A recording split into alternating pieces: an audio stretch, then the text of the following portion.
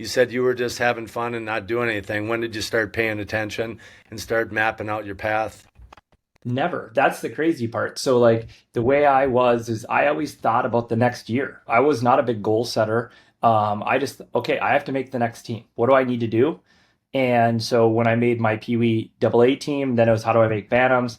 Then when I got to my sophomore year, it was interesting. Between my second year of Bantams and my sophomore year, I didn't do any training that year.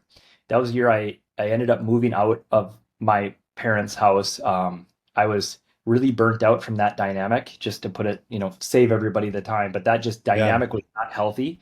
And I wanted to do the opposite of what people thought I was going to do. And so I golfed like every day. Realized very quickly I'm a below average golfer in comparison to my buddies that were like, you know, legit golfers. Um, and I didn't train at all that one summer. I was just burnt out of hockey. I was burnt out of like the family dynamic. I moved out. I moved in with my aunt full time. And then it was that year I tried out for the high school team and I played varsity. I was one of the two sophomores that year to still play varsity. Didn't train at all, but I wasn't like dominant. And I had some games I had to play JV and kind of help out there. And that kind of lit a fire under me.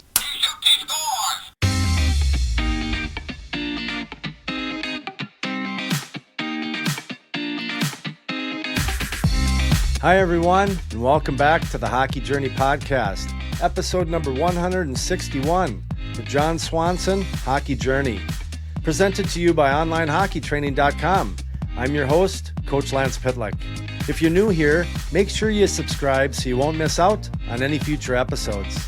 Before we dive in, if you want to learn more about me, my hockey experiences, what I know, and most importantly, how I've been helping hockey players get really good with a stick and puck, just head on over to OnlineHockeyTraining.com and gain instant access to my 10-part video series where I'll show you everything. Consider it my gift to you. Lastly, if you live in Minnesota or are visiting the state of hockey sometime soon and you want to schedule an in-person off-ice stick skills lesson, I'd love to have the opportunity to show you my little world. Go to sweethockeycoach.com, that's sweethockeycoach.com, and watch the video on the homepage for instructions. Thanks, and I look forward to working with you sometime soon.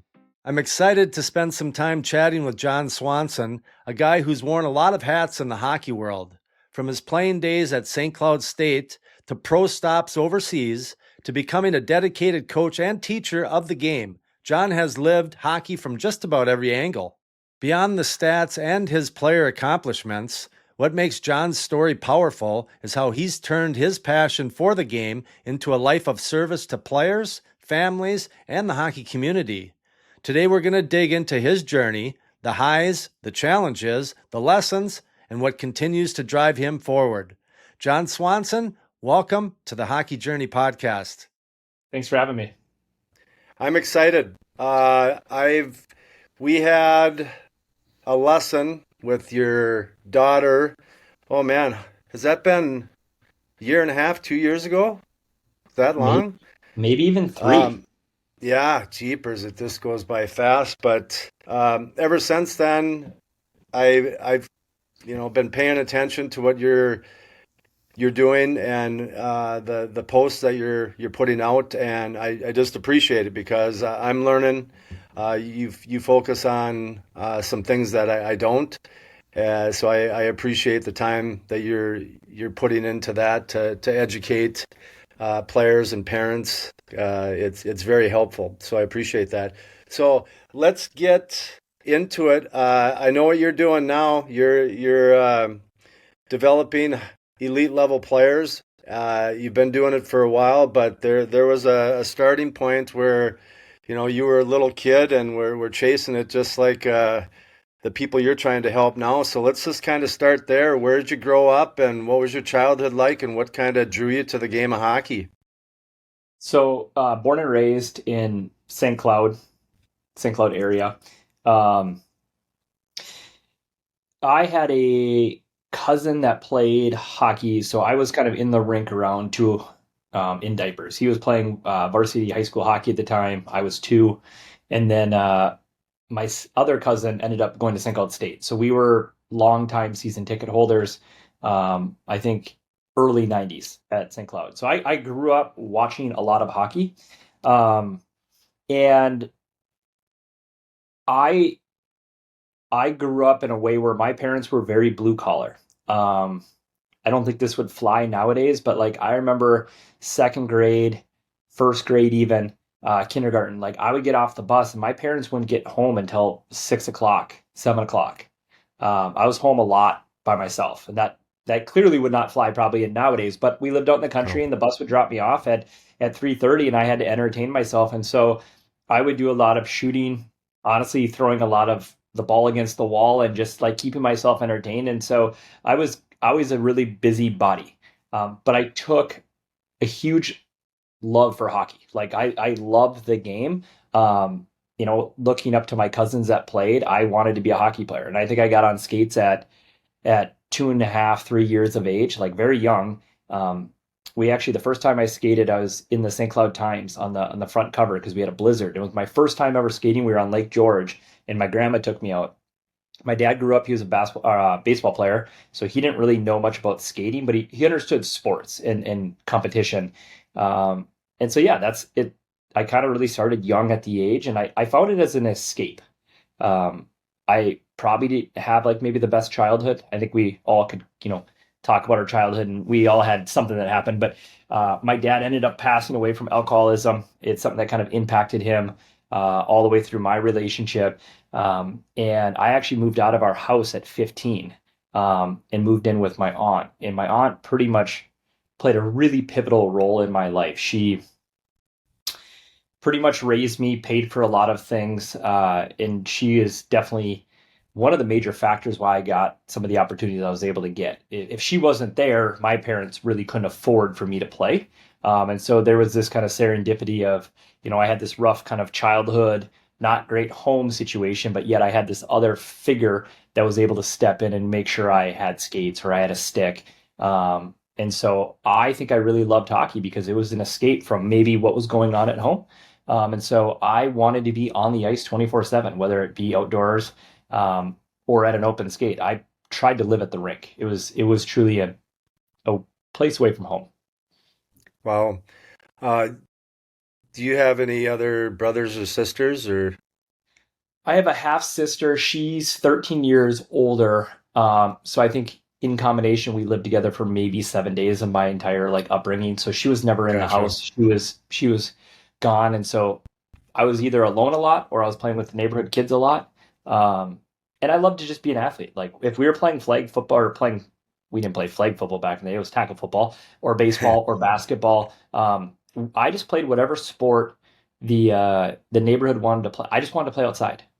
Yeah. Um, and in a way, I look back, the blessing was I didn't have all the distractions that kids have nowadays.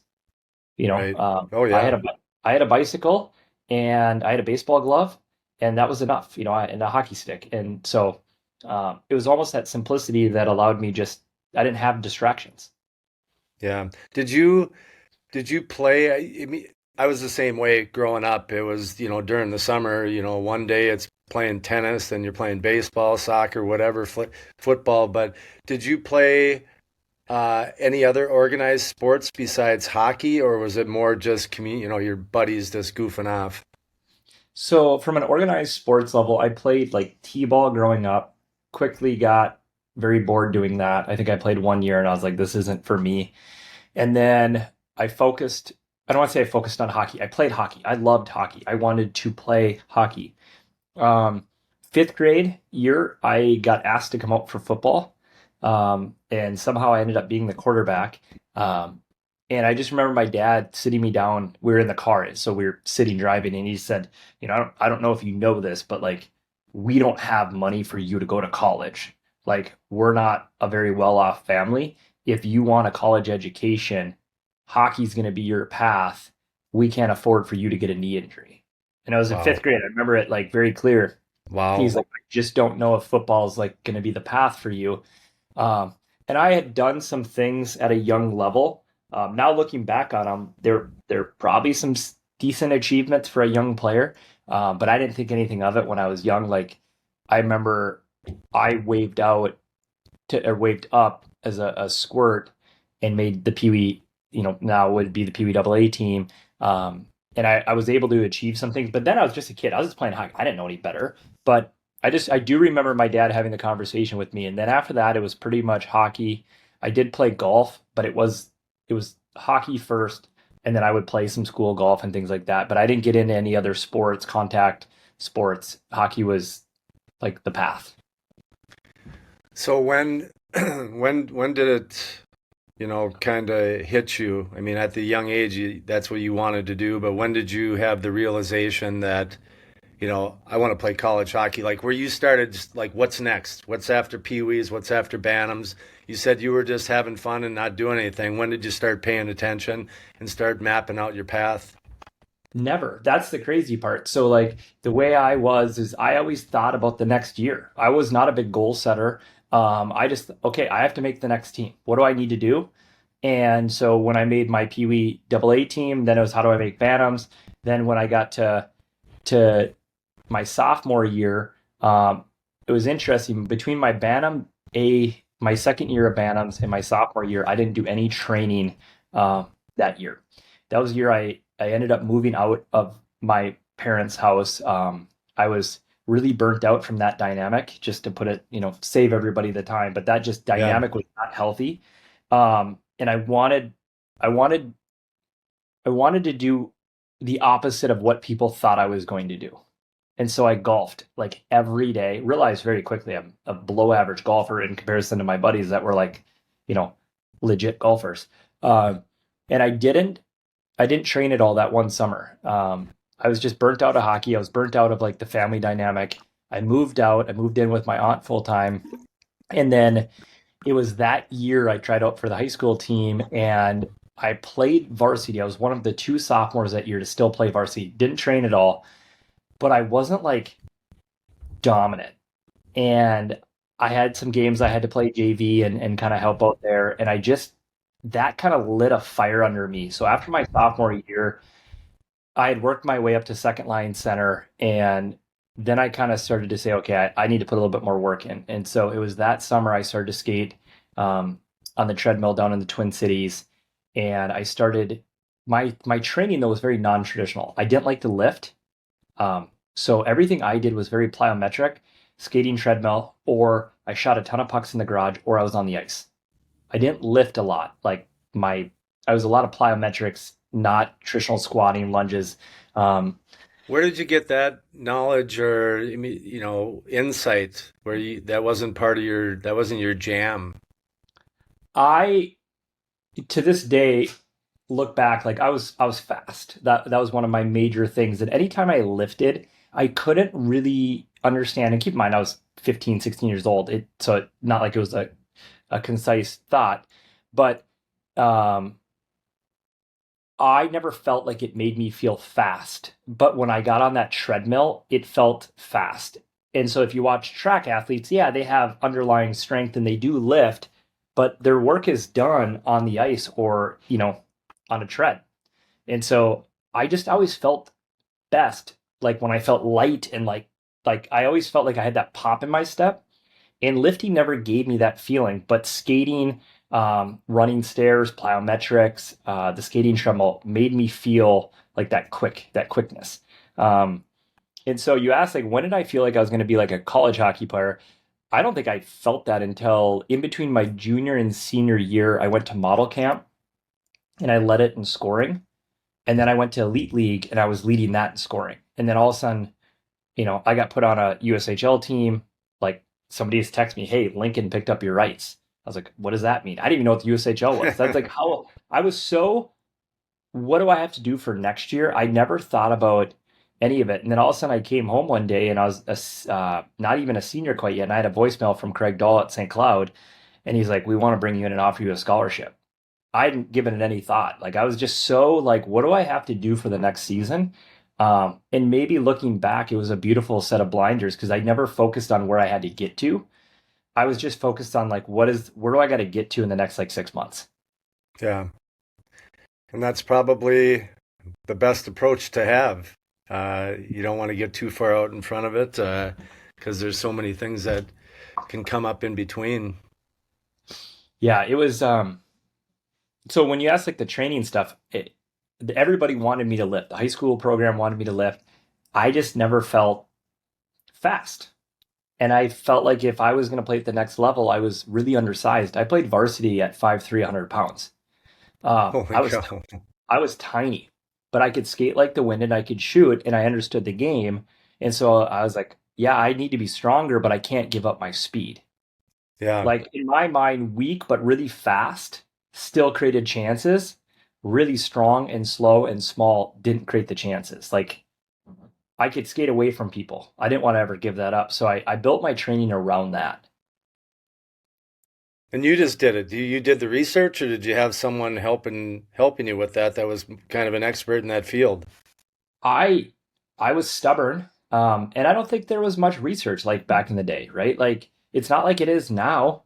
You know, I have two guys that are at the U of M that I trained in high school, and like the program they did and the science behind it was light years ahead of like I just went with what I felt doing, and I just knew I had to train, but it wasn't like I went off of like this intuition of how it made me feel. And Right. there was real no science behind any of that stuff back then because this is 20 this would have been 25 years ago, 24 years ago, which Goes makes me by feel old. quick. Yeah. So let's talk a little bit about did you ever get to the state tournament as a high school player? Nope. Moorhead was always our kind of nemesis. So the year that we made it to the section final, we lost to them. It was my senior year. I ended up having mono, and a bunch of guys that I would eventually play college against were on that team. Okay. Ammerman, Barta, Lee. So they I think had like eight D1 players. They were stacked. I think they took second that year. Um, but that was I went to the state tournament a lot as a fan. I think playing in the final five would be the only thing that comes kind of close to that. Um, so Yeah. What did you, I mean, what a dream come true to be able to grow up in the area. You were a season ticket holder at St. Cloud since you can remember, and to be able to play there. Was there anyone else courting you to go play college hockey, or it was just St. Cloud right out of the gate and you committed and that was it? um, I so led Elite League, led the model camp. There were some other schools talking to me. I was supposed to actually go on a visit with the U, um, and Dahl kind of got word of it, and he was like, "You need to make a decision on us first before you do that." But looking Yeah. back on it, I think there's some pros and cons, right? Being a hometown kid has its own problems. You have your this navigation of your high school buddies, and then you have the team and trying to not like bail on your guys that have been there since day one that you have like core fond memories with and still being a teammate. I found that really challenging. That part was hard. Um, I think it maybe would have been good for me to get out and go to like a Denver. Um, my schools that I was interested in would have been Denver, St. Cloud, or the U. Okay. I never let it get far enough because one of my three is offering me a full ride, and you know a full ride scholarship back in the day was a pretty big deal. It's So still a big deal. yeah, and so I mean I kind of just said, I got one of my three and they want me. Why risk it to wait? And so I committed. I never even have taken I've never taken an official visit, any of that stuff. I went down there, sat in the office, and he's like, "We want to give you I mean, there was no meeting. It was like, we're gonna give you a full ride. We want you to be a Husky. You've grown up." Craig had watched me since I was a peewee, Yeah. and I had known he had watched me. So I mean, and I'd been in the locker room. I had cousins that played there. I'd watched practice. So there was the most non-traditional route. I never even did a tour of the university, anything. I just walked in. We're going to give you a full scholarship, and then I said, can I have a day? And then all of a sudden the U was going to bring me in on a visit, and I got a phone call that said you need to make a decision before you take that visit. And I was like, well, if that's the case, then I'll just go. I'll be a Husky. Yeah. Good for you. Uh, you know, give me the 20,000 mile view, encapsulate 4 years there. It looks like you were pretty consistent on the scoring. Um, did you guys have any magical seasons where you made a deep run for it? We had 2 years where we were number one in the country. And then it was funny. I was talking to the coaches today about this. The hardest part, and I don't understand the Big Ten or the NCHC now, but when we played in the WCHA, you go to the Final Five, you got 18,000 fans there. It's insane. Yeah. And then we would go to the NCAA regionals, and there'd be 1,500 in the stands. And, a couple times where we were number one for a large majority of the season, and we would get in there as a heavy favorite, and the game just felt it's a weird feeling to play in that environment. You almost feel very uncomfortable. And somebody said it to me, it's like if you could win that first game, that's almost like the hardest win to make. It's just getting that like nerves off the back. And so we made it to the NCAs, and we would get upset by a fourth or third round seed. And so Mm. that was kind of my my college journey. It was a lot of build up. You go to the Final Five, playing those huge games against the U and North Dakota, and then all of a sudden you'd go to the NCAAs and you'd be playing like Clarkson in front of like what felt like a high school crowd. Yeah. Yeah, you go back to your roots, don't you? Those were, you don't think about those energy sources of games until you don't have it anymore. I mean, we grew up with it. I mean, that's what you grow up as a youth. You got, lucky if you got 50 people in the stands, Yeah. parents and friends. But it is when you've been around it and you don't have it, it's definitely something that is missing. Um, Pro hockey, I well before we go there, you talked about um, the challenges with your family, losing your dad. Was there anyone, in high school and college after you moved in with your aunt where um, this became kind of that mentor that maybe you were missing because of that family dynamic that you had? No, a lot of probably like true, like not to get into deep like mental stuff, but like just deep internalization, um, and deep rooted probably immaturities that you didn't realize you had. But I look back on it, and I do talk to my kids quite a bit, and wherever they go with their hockey career, no hockey career, what have you, I probably wasted an opportunity because I wasn't a lazy worker, but I wasn't mature enough to understand the opportunity and what I really needed to do. And I never had, and I'm not here to blame, like it is what it is. The path, like it all worked out. I have a beautiful family, great marriage, great opportunity in front of me. But nowadays I feel like kids are set up for a little bit more success than I was, where I needed I needed two things. I needed somebody to probably wring me by the ears, and I needed to be mature enough to listen, which neither of them happened.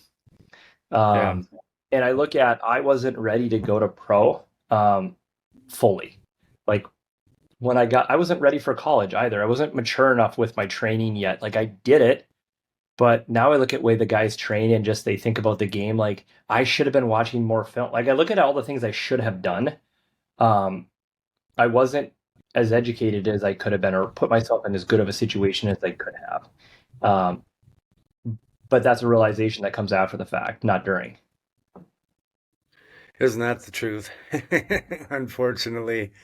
Uh, um, when you said that you didn't have that maturity. I've told this story before. You think that you have a ceiling of what I'm working hard. Yeah, dang, I'm busting butt. Well, my freshman year at the U, Mike Ramsey would go, um, former NHLer, played in the Olympics. He would go to the U and work out in the summer. And there wasn't anyone really in the gym. And he says, "Hey, you want to do a bike ride together?" And I'm like, "With you? Yeah." And I found out what working hard was, So, uh, there's different levels of that, and I was lucky that it happened early in my college career, where I didn't have another year of me thinking that I was working hard enough when I wasn't even coming close to moving the needle at all. Um, Go ahead. What I was gonna say is, the beautiful part of my mentality of like just figure out where you got to get to next year was hindsight probably the blinders that held me back once I became like a junior A or a college player. Because then I needed to have maturity to say, okay, here's the stepping stones, here's year by year, here's where you need to be strength wise, your nutrition, your sleep. Some of this stuff was not on the forefront then. Here's where your hockey IQ needs to be at. Um, and that part, I feel like maybe I was caught up living in the moment, like really enjoying college and not thinking about like I was just there to be a college player. I didn't have any desire to play pro. But, so I think goal setting is dangerous because it can sometimes you can feel off track and that's not a good feeling. But in the same breath, I probably needed to have a little bit more vision outward. And so yeah, I look back on it and we talk as a family quite a bit about like I don't want to say living in with regret, but I definitely hated hockey when I got done playing. Um, I was Really? yeah, I was super resentful of hockey and didn't skate for probably 5, 6 years because all my buddies were in the NHL. Um, Wow. you look at the year I played in the USHL, us Minnesota guys that did before and afters. It was me, TJ Oshie, and then I'm spacing the D man from Holy Angels who played for the Islanders. We were the three, and you got two guys that go and have legit, super legit NHL careers, and I make it to the AHL. And that stuff you live with, in a good way or a bad way, and so I had a hard time watching the NHL on TV because it was my buddies. And if you can make it there and you can stick and you get contract 2 or 3, it's life changing. Yep. And I didn't. And I was real with it, but in the same time, I wasn't angry at anybody. I was angry at myself for, not, and it's too late. Once you're playing pro, it's hard to make. I mean, you needed to start that when you're a freshman in college or Hmm. maybe in your high school years. So that's kind of like talk. I mean, we skipped a little bit of the pro, but that's definitely that. 2000 would have been when I retired. Probably all the way until 17, 18. I wanted nothing to do with really the game. I didn't want to watch it. But I would watch like high school hockey. I just didn't want to watch the NHL. Yeah. It was too close. So you played some pro. Why didn't you play longer? I mean, I look at your second year with the Steelhead, or your second year. Yeah, your first year with the Steelhead was your second year. I mean, you're almost a point a game player. Why didn't you play longer pro? Just didn't get the opportunity, so you called it quits, or There is, like I said, there is some immaturity there that I look back. So I turned pro, and my senior year, I had 10 goals at Christmas for St. Cloud, which is pretty legit. Um, I have GMs calling me, and then all of a sudden I got bumped to the third line. I don't score another goal the rest of the year. oh, And they needed some more defensive responsibility. I was a good two-way forward. I'll do it. No big deal. So coming out of it, I ended up signing with would have been Northfolk, which was Tampa Bay's AHL team on a PTO. And I think I had 2 goals, 2 assists in 7 games, and I did well. And they bring me in for a meeting. We would like to sign you. I'm like, okay, this is my chance. They're like, we need you to train more. Yep, I'll do it. I was ready to become mature. And that was the year I think they brought Cooper in and gassed everybody previous to that. And my agent called me at the time and just said, Tampa's going to start with all their draft picks and they're not going to go with any undrafted guys. I said, you know, and that was my first taste of pro hockey. Like I thought if you go to the AHL and you put up over a half point a game, you should get another look at playing in the AHL. right. One would think. And so then I went to Manitoba's camp, which was at the time Vancouver, And I went to their AHL camp and I was the last guy there. And they ended up keeping the story went they ended up keeping a guy out of the WHL on the big club, so they had to push a guy down. Well, the GM walks in and says, "Hey, there's other guys we'd like to move down, but you're a free agent, so we have to move you out. Yeah. We're going to call you up."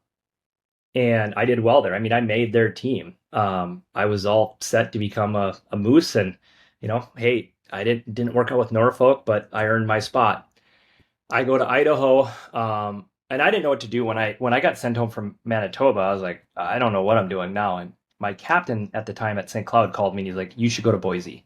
And I was like, Boise, Idaho, no way. Like, I want to go to Cali where it's warm, get out of this Minnesota winter. And he's like, no, seriously, great coach there, great environment. You're gonna love it. So I listened to him, went out there, ended up being an all-star. We went to the finals, and I thought I had a really good year, and not once did I get called up.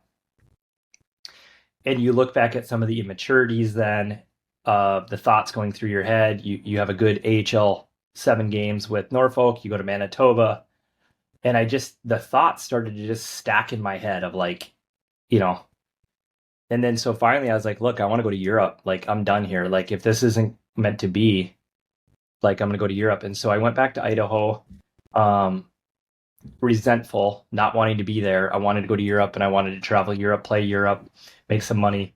And I ended up signing with Lillehammer in Norway for their playoff run. And it was my second game there. A guy fell on me when he was skating. He fell, he hit the boards and fell back into me. And I ended up tearing my ACL. And Mm. so I tore my ACL in what it would have been out there, I think, late February. And so then they thought it was a sprain. I kept telling them I want an MRI. They wouldn't give me an MRI. And I actually kept playing with it. And so I would play the game, my knee would slip, it would come back to place, and then I wouldn't be able to walk for 2 or 3 days. And I ended up playing like 8 games with the torn ACL. I got back here, and the first thing I did is I went to the team doc at St. Cloud. He looked at it. We need to get an MRI. It was tore. Because I never got my MRI in Norway, they wouldn't cover it. Mm. And that was kind of the nail in the coffin of like me with hockey. Like, and it's again, I have my life worked out great. I'm happy where I'm at, but I had the AHL thing happen, then I have the Manitoba thing happen, then I go to Idaho and I do really well, and then I don't get called up. Then I go to Norway, I tear my knee there, I don't get the support, and I was just like, I was done. I was mentally done. And I think I threw all my gear away, didn't skate, didn't want to watch the game, got my surgery, and I went and focused on. And at that time, I ran a couple of companies. I was focused on being an entrepreneur, and I wanted nothing to do with the game. And it wasn't until I had my daughter, and and then all of a sudden the memory started pouring back in, and then I got her skating at 3, and then all of a sudden she took a love for the game. My son takes a love for the game, and then I slowly got pulled. I actually got pulled back in to it because of them, and then now we're getting to more modern day present. What happened was I started to look at the training, and I wasn't really thrilled with the way kids were getting trained. I felt like it was kind of glorified babysitting. Um, and so I started to get back on the ice, um, and do what I felt, and it's not to knock anybody else's training. I did what I felt like was appropriate for their age of what they needed. And I've always been heavy with the younger kids. They need to skate well. And so I just started to work with her a ton on her skating, and she ended up getting cut from a team at 9 years old because she didn't stick handle good enough. But she was the best skater on the team. And so I kind of laugh at it today. But so you asked, like, why didn't I play longer pro? Part of it was an ACL. The second part of it was, I think it was like strike 1, strike 2, strike 3, strike 4, I'm done. And I probably didn't have that person that's like, keep going, you got this. Like I didn't have that like sounding board. I was just in my own thoughts, becoming my own worst enemy and saying, I'm done. Today's episode is brought to you by headsuphockey.ai. Heads Up Hockey is a premium off-ice training tool that uses the specially designed Heads Up Crush app to help players build real stick handling skills that actually transfer to the ice. With hundreds of guided lessons and progressions, you'll have structured training that feels like a game but makes you better every day. This one is personal to me. I helped develop the training curriculum, bringing my years of teaching experience into every drill so you can get expert level coaching right from home anywhere in the world. If you want to train smarter, keep your head up, and take your game to the next level, check out headsuphockey.ai. Thank you, Heads Up Hockey, for sponsoring this episode. Now back to the show. It's funny when your kids, when you introduce whatever sport it is, and when you see them gravitating toward it, then all the memories of when you were a child skating on that outdoor rink, by the moonlight or playing knee hockey, they start flooding in, and you start putting all those onto a pegboard, and it's like, holy cow! I at one point I did love this game, and I want to make sure that if my kids are passionate about it, I'm going to do whatever I can to fan that flame, and that's what it looks like you've been doing ever since then. Yeah, it's funny how it all kind of shakes out. I will tell you, I look back now and regret not playing longer. I wish I would have rehabbed my ACL. I wish I would have matured a little bit. I would have trained a little harder. Now getting into training, I look at some of the gifts that I I was always taught to be so humble that I probably didn't understand how well I did certain things, like my skating, the way I can shoot a puck, my ability to read the game. And now when I start to work with guys, I'm like, oh, like I had a lot of the things. I just needed to mature physically, mentally. And if I would have just had patience, um, and that was probably the greatest thing. I was super impatient. I was an impatient, immature, you know, adult inside, a child inside of an adult's body with some gifts, but I didn't understand how to just kind of let things develop and to be patient and to play the game. And it took me a long time, and I would say I still don't have that part navigated, right? It's super, those are like ingrained youth traits, childhood traits. Um, and I remember I got in really good shape after I rehabbed my knee, and it was like 4 years in, but then I had kids and I wanted to go play. I actually went back to a Idaho Steelhead like reunion game, and like the guys are like, "Why are you not playing hockey still?" And I like could skate and like shoot and like handle the puck, and at that point I was already down the path of entrepreneurship. I had three businesses I owned, and I had a family, and I was like, but you always still think there's no way to replace the feeling of playing a game. You No. just can't. And that was the part where it took me 5 years of being away from it to realize like some of that maturity to come through. Yeah. So was one of the businesses, the three that you were just talking about, X7 No, hockey? no. So I had a couple gyms where we did sports performance because I'd always found, oddly enough, even though I didn't I like to train, I just did different styles of training. I always found it really interesting, like what gives the best, like Sidney Crosby, like what gave him an edge, or now McDavid or Bedard or whatever name you want to use. What is the mechanical edges that they had? So I got into sports training, started to work with youth, worked with adults, executives, and that, and then we ran like a oddly enough, we started a sporting event, ended up becoming an international, partnered with Nike, Reebok, 40 countries involved, 15,000 athletes. So next thing Wow. you know, like 2 years after retiring, I'm running this large scale fitness event that I started. And then I got into our gyms, ended up doing well. And so we got deep into like consultation, so business consultation, working on teaching people how to acquire clients and how to organize their business and get it set up for structure. So I went from like retiring from hockey to I owned three companies in the next 12 months, and I was like dove head into that. I think I did that because I had no kids and I needed something to pass the time, and I wasn't going to sit there and you know I didn't know what to do with my time, so I just went all in on business. So when did you started coaching your kids and uh, your gyms. I mean, was it it wasn't hockey specific. It was just anyone. I'm assuming. Is that right? Yeah, we had a sports division. So I got right now two guys that skate at the U trained with us. We had a little bit of a sports division. It was kind of invite only, but our main training facility, like clientele, was adults. I got back into hockey. Sloan, which is my oldest, she was probably 9. She went to a tryout and she didn't make the team. She got asked to be a practice player, and that's when I kind of realized I put her in some camps, and I just wasn't thrilled with how they were developing.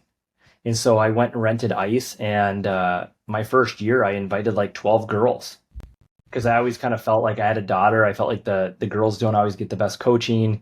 They're kind of looked as like a second rate, player. And so I was like, I'm going to take 12 girls and work with them. And it was odd, but that summer I worked with them and then St. Cloud State.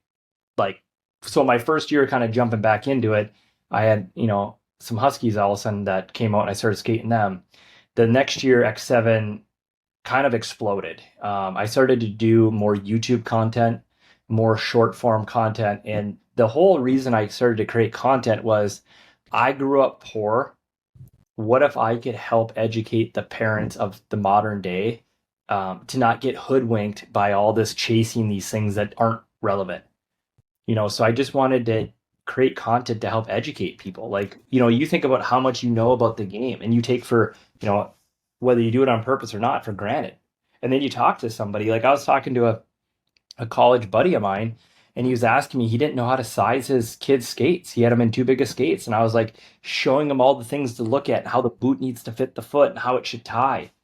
And he's like, "How do you know this?" And I was like, I don't know. He's like, "I played Division 1 hockey and I have no clue about any of this stuff." And then that became a YouTube video, and there's, 80,000 views. And so that's where X7 kind of took off. Was it wasn't because I wanted to create hockey camps. I did it because I wanted to have a vehicle to educate kids and parents so that they didn't have to go spend tens of thousands of dollars on development. Yeah. Fantastic. All right. Well, let's help the parents out there right now. Um, and I've done this with a few people that I've had on the show, but let's say you got a player, a family that is going to let you guide them um, in the hockey development from the first time that they're on the ice um, to, let's say the first few years. What does that look like? Let's talk about, how do you introduce kids to it? I want to talk about um, sharpening skates, like how often, and then a lot of talk about sticks. Yep. Let's just start with, you know, how do you introduce a kid to hockey like any other sport? What are some things that you would suggest? Well, I think if you can introduce a kid to hockey, taking them to like an actual game, NHL game, college game, and just that crowd, that excitement, that speed is is really captivating. Like it's an amazing thing. And then the hard part about hockey is the introduction of skating for the first time is kind of terrible. Like you're not good at it. Like you're walking, right? You're walking in skates, but I look back at our kids as we had fun. We played a lot of tag. Um, like no stick in hand. Hockey's such a complex sport in the sense of you got this tiny little metal you're skating on, you got a stick, you got this thing you're having to kind of control. And so to me, our kids went to the rink a lot and watched a lot of hockey, and that really grew their love for the game, right? And I think that your love for the game has to come before playing the game.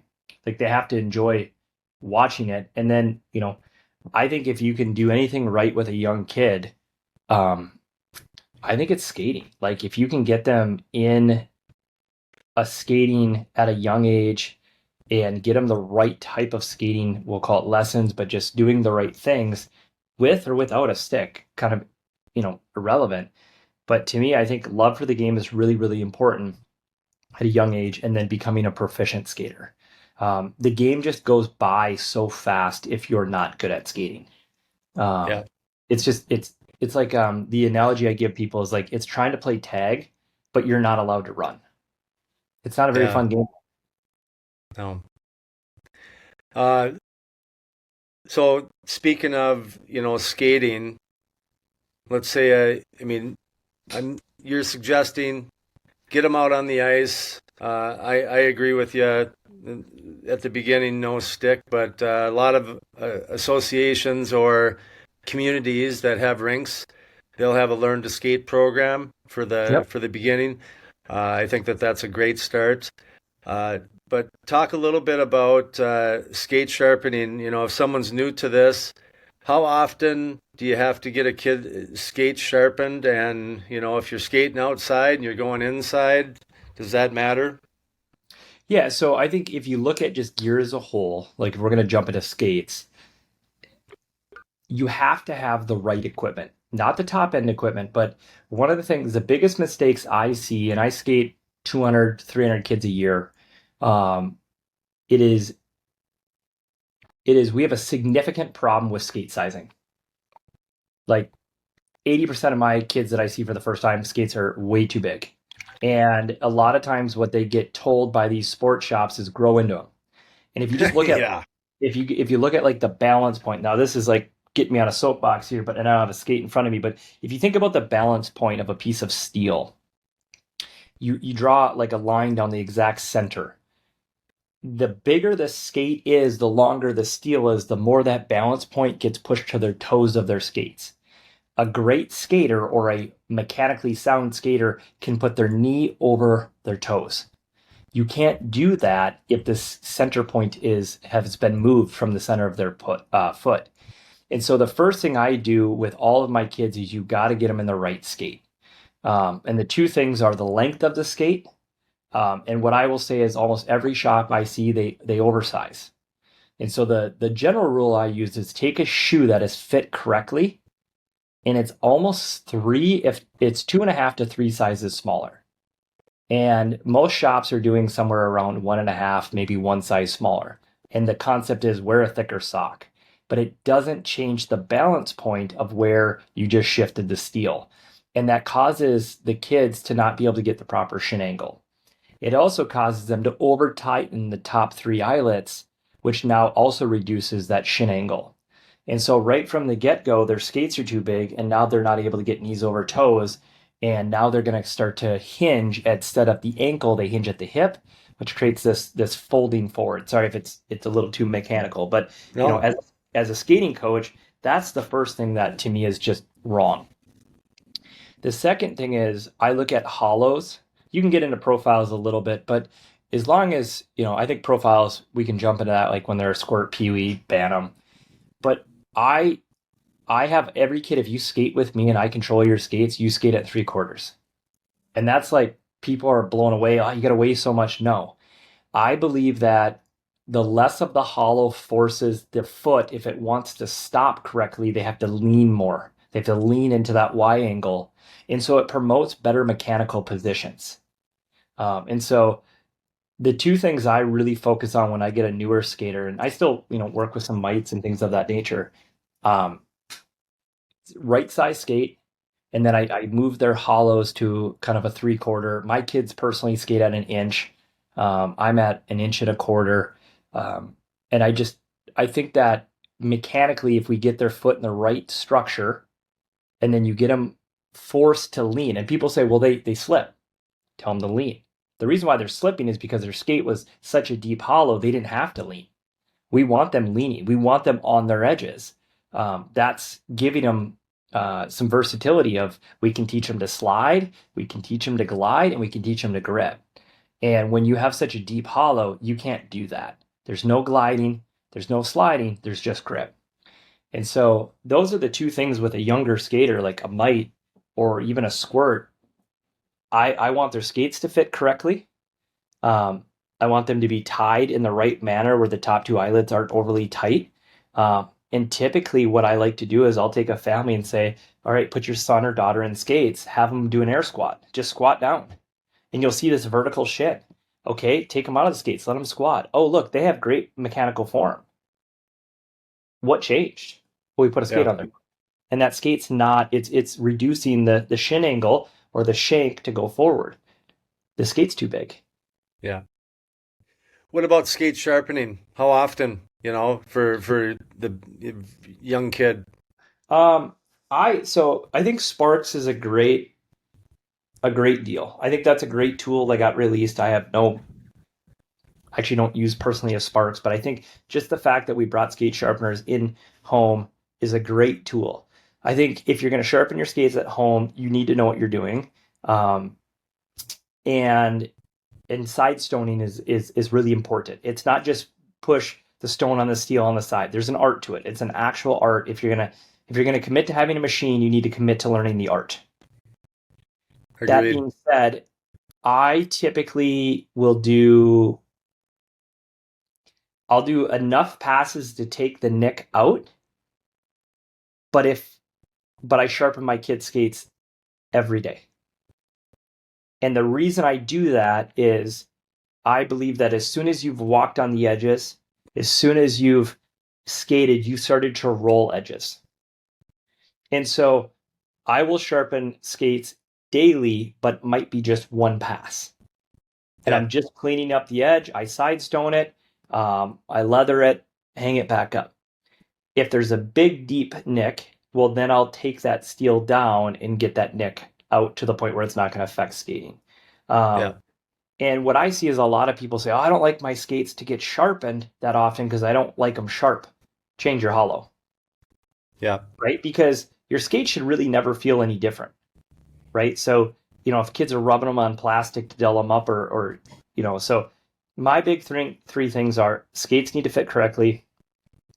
Um, we need the right hollow, and then we need good edges. Let's talk a little bit about the stick now. There's sticks are crazy expensive. I haven't bought a stick in a long time. And I had a first lesson with my young niece. She's like 6 or 7. And she came over for the lesson. I looked at the stick and I looked at my sister, and, she played high school hockey. So she knows. I go, "Where did you get this stick, Nicole?" And she said, "Play it against sports." And I said, "Why?" She said, "Because it was only $20." And I said, "What, did they have a sale on $20 for a 20-pound stick? Because this thing is a log." Yep. So we went to Letterman's or whatever sports stores right there by Pick, and we went in there and got her a stick. And I mean, it's incredible how light the sticks are. But um, I think we share a similar thing. But these young kids, they don't have the hockey muscles in their forearms and their hands yet. That you need this thing as light as possible. Um, are these sticks worth the expense early on? And what are some tips that you would suggest for, taping the blade, taping the knob? So the first thing, and I have some videos on this, but size each sticks correctly. Uh, and I look at it when you size a stick, I'm also talking like flex and curve and length. Um, Traditionally, if I have a mite skater, I'll put them on their skates and I'll cut to Adam's apple. Now, my pros don't have a stick that short, but if you look at it, I want my mites to have an easier time learning to control the object, right? The puck. And so stick length for a mite, I might be a little on the short side, but it just allows for them to have a little bit more control. From a flex, same thing. Skates are too big, sticks are too stiff. So typically, what I like to see is that after the stick has been cut, the flex point is 34% of body weight plus or minus 3 percentage points. So if you take a 100-pound kid, that's 34 flex after cut. Now each inch you cut off the stick is 3 flex points getting added. And so I had somebody the other day that the kid was 4'8" and they were going to buy him a 40 flex stick and they were going to cut 6 inches off. The kid weighs 100 pounds. And so what I did was I convinced the family, don't buy him a 40 flex, buy him a 30 flex. You're going to end up cutting, I think they had to cut 1.5 inches off. And so the flex is about a 35. Yeah. Uh, I'm also a little bit of a stickler on curve at a young age. I like the P28 just because they need a little bit more of a hook to kind of have some control. I personally don't use a P28. Um, it's way too much curve for me. But at a young age, I find the the flex is really important, and most kids are they're eager to get in a heavier flex because that's when the nicer sticks come out. But I mean, up until last year, I had a lot of my squirts. Most of my squirts are in 20 flex um, sticks, Hmm. and my daughter, who is 11, she's in a 20 flex stick. My son went to a 30 flex, and he's 100 pounds. He'll be a first year squirt only because he's too tall for the 20 flex sticks. Now, hold on. Your son's going to be what, first year Pee Wee, you said? Squirt. First year squirt at Hmm. 100 pounds. And you said, didn't you play sophomore varsity as 100 pounds? Hmm. What a, you were a little mini me, weren't you? I was, I was, Wow. I couldn't grow facial hair until maybe my junior year of college. I was maybe, my birth certificate said one age, but I feel like I was 2, 3 years. Um, yeah, I played pro at 160. I walk now at 190, and I'm like, geez, if I could have been this weight, this would have been a lot nicer. Um, yeah, I don't know where he totally gets it from. He was just born a big kid, and but the detriment of that is he's got to carry, when you look at stopping force, he goes to stop, he's got to decelerate between 230 to 300 pounds on a leg. And so, people now when he has the puck and he protects it, it's really hard to get away from him because he's huge. But skating wise, my daughter's the inverse. She's 72 pounds. She skates like the wind and she's strong. And so it's hard because in youth hockey, the water bugs tend to do well until you hit Bantams, and then it starts to become kind of a physical game. Those young big players can tend to struggle a little bit because they haven't grown. When people say they haven't grown in their body, they don't have enough strength to body weight ratio to handle the G forces that the game puts them through. Um, that Not to get overly technical on that No, side. that's a great way to put it. So I yeah, go I ahead. think too, when you're a big kid at that young age, there's a couple things that happen. One, things come a little easier to you. You know, you don't have to work as hard, maybe. And then the second thing is because of that, you don't learn the work ethic as the smaller player. That's just he's get doing four strides to year one, and when that playing field becomes level, I see the smaller player taking over the bigger player most times. Yeah, I think it kind of depends. So, like my son, I'll give you an example. Really good hands, pretty good shot, off the charts IQ. I think his IQ got so good because he can't skate himself out of problems. My daughter, on the other hand, good hands, good shot, one of the most elite skaters I've ever seen for her age, and skates away from her problems. The problem is she doesn't know how to play with tempo. She only plays one gear, fifth gear, Yeah, full speed. And I was talking to Daryl Belfry about this.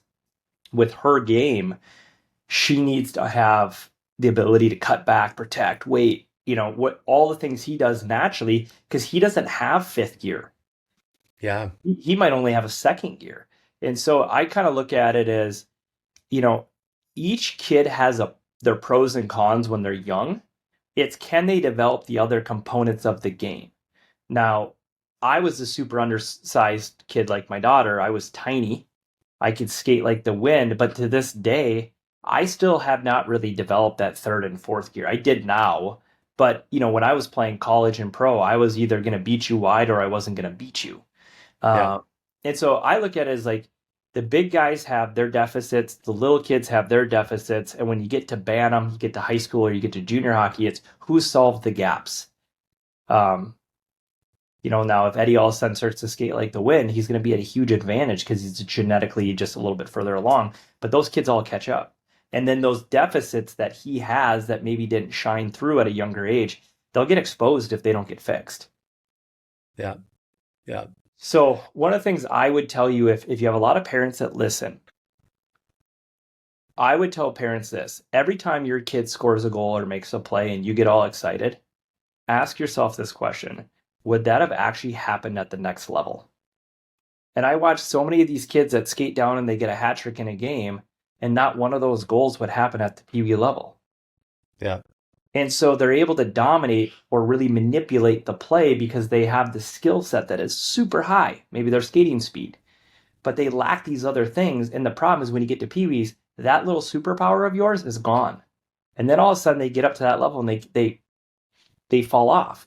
And so to me, it's I don't look at the score or the points.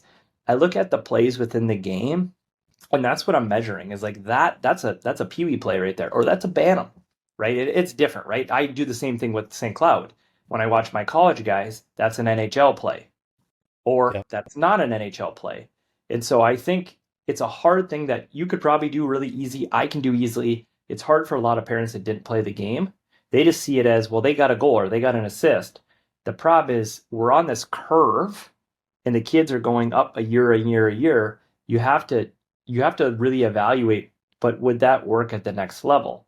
And a lot of scouts, that's how they watch. They don't look at, oh, you had 40 goals.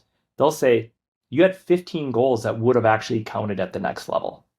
The Yeah. other 25, that doesn't get beyond this level. Yeah. What what's inspiring you nowadays to keep pushing? Like who in the hockey world is teaching you? I mean, you have a wealth of knowledge. Who's inspiring you and you know getting the buttons pushed? The person that I probably have grown kind of closest to and studied the most and have developed a good relationship with Daryl Belfry. Um, he's kind of not a lot of people actually know about him. He's kind of kind of a hidden little gem. Only really works with NHL guys. And I was very lucky to have an introduction from one of his former players. And we've developed a good relationship. And I try to study a lot of his materials. And I've really taken a liking to how he breaks down and he teaches the skills within the game. Um, and then there's a there's a doctor that I study. The three areas I study are Belfry. Um, there's a kind of a doctor that specializes in teaching patterns through the brain and using like neuro firing patterns, and then soccer. Soccer is the other thing I really spend a lot of time studying. I think that soccer has a lot more money that has been put towards it because it's a bigger business. And so a lot of their development models, their academies have more data, they have more research in developing players, talking, from a young level to a high level. They have more of a trend, right? You get those pro clubs get kids at 9 and they put them on a track. So they have a little bit more of this proven kind of philosophy. And so I find that interesting. And I think you asked like what drives me. I think probably one of my driving factors is, truth be told, whether it happens or not, it's her goal. Is like Sloane's goal is she wants to be in the Olympics. And so I look at it as I didn't have that like mentor growing up. It would be a real shame if I didn't move heaven and earth to learn as much as I could to help guide her along that path. And I would say that's why I got back into coaching was everything I look at it is I'm acquiring knowledge to help her have the right path. And, with her upcoming year where all she can do is learn and she can't play, um, that's, that's why I'm putting the time in the way I do is I want to help her reach her goals and my son and all the players I come in contact with. Um, but it's really, she came to me when she was 10 years old and she's like, I want to be an Olympian. What do I have to do to get there? And I didn't do that. That's the inverse of what I did. I was like, how do I make the next team? And so for Yeah. her to have that vision and to look up to some of the women in Minnesota, which we're super blessed to have such amazing female hockey players, those are her idols. She likes McDavid and the pro guys, but she loves the beat up girls and the Olympics. And so my job is to help her do the right things at the right time. Can she do anything like shooting or stick handling stuff? There's nothing, huh? Nope. Wow. So she's on the shelf, hockey term on the shelf. Like she can't do anything. Um, She she got, suffered a back injury. Is that yeah, what so, happened to her? yep. So she broke her L5S1. She got cross-checked from behind in a practice. Um, Came off, said her back was sore, didn't skate for a week. Asked her if she wanted to play. She went to a doctor. She got checked out. Everything was fine. Um, Went to a national level tournament, did well, came back. And she kind of just had this summer of like, my back's sore, my back's not sore. We kept bringing her into a doctor. They kept saying it was muscular. She's fine.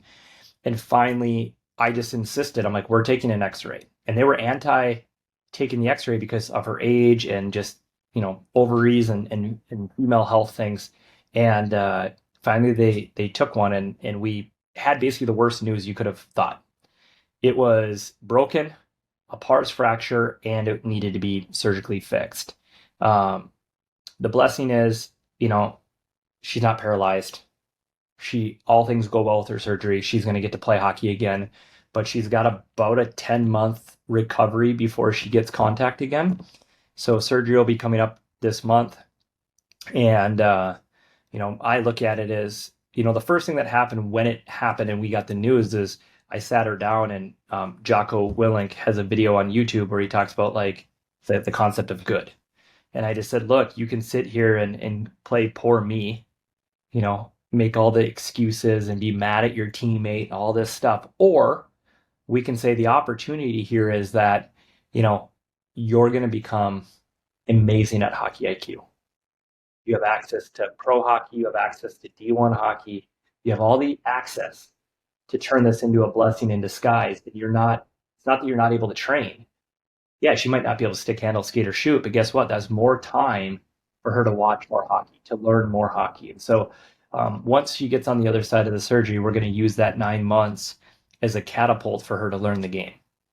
And we're going to turn this unfortunate, 2025, 26 years of no hockey for her into a blessing in disguise. And, look back on it, hopefully in some, 10 years, she's going to say that was the thing that catapulted me, is I had to learn the game because I had no other option. I had no other thing I could do. Yeah. One thing that I would suggest, just because, when you go through something like that, there's just a lot of emotion, a lot of ups and downs, I don't know if she's planning on it, but just to keep a little journal about Yep. how she's feeling, because though she can remember that and then pass on that knowledge to other people. And why I say that is because I had to have hip surgery when I played for the Ottawa Senators. And somehow, my agent or whatever connected me with Marty McSorley, who had a similar hip surgery, had a conversation with him. And it was really, really beneficial because it gave me an insight of what's going to happen, the first couple months, because there's times where you're like, there's no way I can get back from this. How I'm screwed. Keep a journal, become an expert that you can help others. All the best, Sloan. I miss you, and I'll be waiting for you to come work on some stick skills over at my little lab underneath the garage. So give her my best, okay? I will for sure. All right, we are over an hour, my friend, and we could talk for hours, but we're going to wrap it up here. If people are interested to learn more about you, John, where can they find you? Head over on Instagram if they have it. Go to X, the letter, and then numerically the number 7. So X7 and then hockey.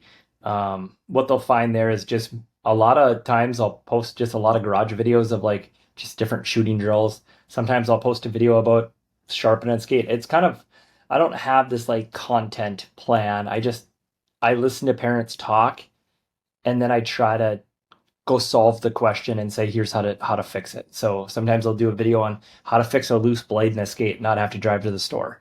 Yeah, Sometimes I'll talk about if your kid's accuracy is off on their shooting, here's a simple drill you can do with them. I do try to gear, I think, a lot of my content for that like might squirt peewee, because I think that's kind of that audience that they don't know, and so yeah, I try to keep stuff simple for them. Like, you don't have to go sign up for these crazy things. Like, there's some simple. I'm a big believer, and I'm curious to get your take on this. people always ask me like, what should I do with my kid? I said, if your kid spent 20 minutes in the garage every day, stick handling, shooting, and farting around, they will be significantly better than a lot of their peers. And you don't need to get them in all this. Now, pair that with great skating, and I think you have a really good youth player. Have them watch the actual game of hockey, and now we're cooking.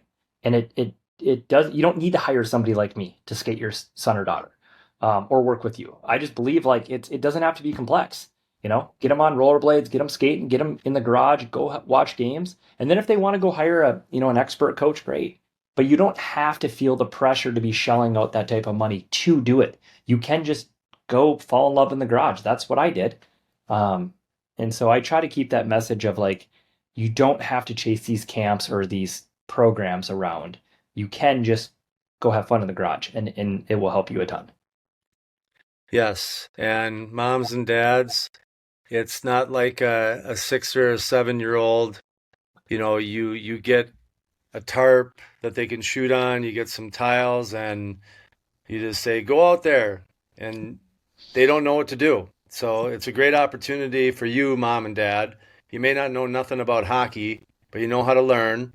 And you can watch a YouTube video and you can go out in that space. And I completely agree with you. It's consistency, it's not length of time. And, 30 days of 10 minutes a day, I mean, it's significant of deliberate trying to get better at something. So we're on the same page, dude. You and me. We should hang out more, but we're busy training people. All right, we got all your websites and stuff. Is it hard to get in with you? I mean, do you got to know someone? I mean, so I've never done like how you work with people off ice. I don't do a lot of that. Um, I don't do any of that. And it's just because there's people out there like you and other experts that I don't what I what I try to do is fill a void. So everything I do is skating related or it's on ice skill that translates to hockey. So rim pickups or, when you get the puck here, how do you move it? And then what needs to happen mechanically to shoot, but what is the goalie doing? So the void I'm trying to fill in this space is like hockey skill meets hockey IQ in like a way you can apply it. And so typically we announce like our registrations for summer will go live here shortly, and we're normally full in 14 days. There's only so many kids I can work with. I have to keep room for our pro and college players, and then you know I still try to have somewhat of a life outside the rink. So yeah, I guess in a short way to think about it is we fill up pretty quick. We make it public. Our current clients get first access. Yep. That's how it should be. You know, I'm the same way. Longest members, they get priority. I love what you're doing. And that's exactly how I was. There was no agenda on videos that you were going to make. It was just if one parent on a team or, someone had the question, the odds of someone else having that same question are going to be, and if you make a video, you can just refer the video to them. Here you go. This is, so keep doing what you're doing. Give my best you traveled the hero's journey, man. You went out there and you experienced stuff, the hardship, you slayed the dragon and you came back and now you're making the game better than when it found you. So, keep having the perfect day, my friend, which is serving and teaching others out there how to chase down dreams. And that's really what it is. Once we're lucky that we get to get in front of kids that are just so passionate about wanting to get better. If there's anything I can do to help you, John, in what you got going on, please don't hesitate to ask because, we got a band together at times, but I think that we have consistent messaging and I'm glad to be connected with you. And I just really appreciate you being a guest on the Hockey Journey podcast. Yeah, appreciate you having me. Well, that concludes another episode of the Hockey Journey podcast. I can't thank you enough for stopping by and listening. I hope you enjoyed hearing John's hockey journey, and if you're searching for someone you can learn and get instruction from, Mr. Swanson is an individual I highly recommend. I put all his information in the description. Lastly, if you think there's someone in your circle of family and friends that might like this episode as well, please share it with just one person. It will really help me growing this hockey community. Again, I appreciate you being here. Don't forget to subscribe, rate, or submit a review. I hope to see you back here soon, and do me a favor, make someone close to you smile today. All the best, my friends.